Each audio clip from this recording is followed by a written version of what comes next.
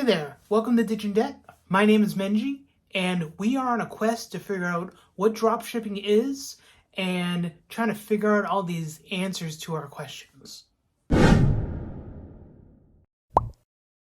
my last video, I talked about what dropshipping is, and then I ended the video with a bunch of questions. So I found the answers to those questions, and I'm going to be giving them to you. And then I probably have more questions. So I know I talked about what do people use when dropshipping, and from the research that I found out, people either use AliExpress or this new site called Zendrop, which has faster shipping than AliExpress. And apparently Zendrop also has automatic fulfillment. I'm not exactly sure what that means yet. Instead of me going in and paying for the order and then filling out all their information and then shipping it to them, I think it does it for you, but I'm still looking into that. I also had another question about refunds, about how refunds work if they get sent to me. They do not get sent to me. Usually you work that out with the manufacturer and they get sent back to the manufacturer, which is a big relief off of my shoulders because I thought I had to set up a P.O. box because I don't want people to know what my address is. So glad that they don't have to be shipped to me. I also did a little research on people's refunds policies. On TikTok, I kind of found some dropshippers that were promoting a product, and then I just went to their page and looked what their refund policy was. It is very specific. Some people's refund policy is they just have an email and say, send us an email if you want to refund your product. And underneath that, it says this product must not be used. It must be in its original packaging, so on and so forth. So pretty much you have to decide when you get it if you want to return it. Because if you open it and use it, you can't return it, which I mean is very clever. But I didn't even think about even doing that. But when I do open the store, that probably is what I'll be doing because I don't want these random returns. The last thing I talked about was ads. So I looked up a lot about advertising with a bunch of different YouTubers who talk about TikTok advertising and stuff. So this is what I found out. So right now it is very popular to advertise on TikTok. It has the lowest cost, I guess, for advertising. And then it goes Instagram, and then Facebook, I guess, is the most expensive. I'm also not sure if this is just YouTubers trying to gatekeep the other social media platforms. Like, are they just saying, like, everyone use TikTok so it gets oversaturated and they can use Instagram and Facebook for their advertising? I don't know.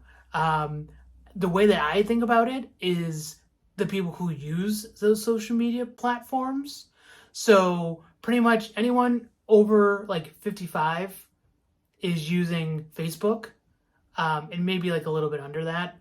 And then like millennials are kind of using Instagram. So like from like 22 to 55, and then anyone under that is usually on TikTok most of the time. So depending on what product you're selling, I guess depends on what platform you should be selling on. At least that's what I think. I can test this out if we want to when I start drop shipping. That can be a whole different video. And there's also two ways to advertise on TikTok.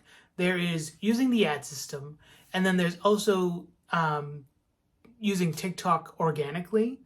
So what that means is you make your own content and then you try to get viral and sell it that way. Pretty much is how I see it.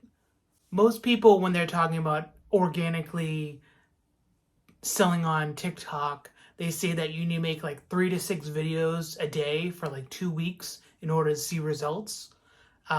But that also saves you like a couple $100. Because if you were going to do a $50 ad campaign per day for 2 weeks, that's like $700. Where if you're doing it organically, it's not costing you anything, but you may not get a lot of sales compared to the $50 advertising campaign. So it really all depends, because if your product is crappy and you're paying $50 and you're not getting anything out of it, you're wasting $700. But if a lot of people see it, then you could break even or make a profit. It really all depends. So I want to experiment with that as well when I start dropshipping. So now that I answered those questions, I have more questions. Uh, like, how do taxes work? Um, does Shopify, if you're using Shopify, do they give you like a 1099 form? And do they send that to us at the end of the year? I'm trying to look that up, but I'm not finding a lot of people talk about it, so it's been difficult. What are the best and worst times to sell a product? I know some people are talking about sell near holidays, like 2 months before a holiday. Like, what holidays should I be aiming for when I first start? Is there like a sure thing holiday that people will buy a lot of things for? Probably Christmas. But what are they? I guess my final question is, how much does it cost to start? Um, I know that Shopify costs money and domain names cost money and advertising costs money. Like, are those the only expenses that I need to think about? Do I need to think about other things? These are the questions that haunt me at night, and I'm going to answer them. So I do plan on posting these dropshipping videos every Wednesday this month. So I'm going to look into those questions and I'm going to try to answer them. If you guys have questions, leave comments down below and I will try to look those up as well.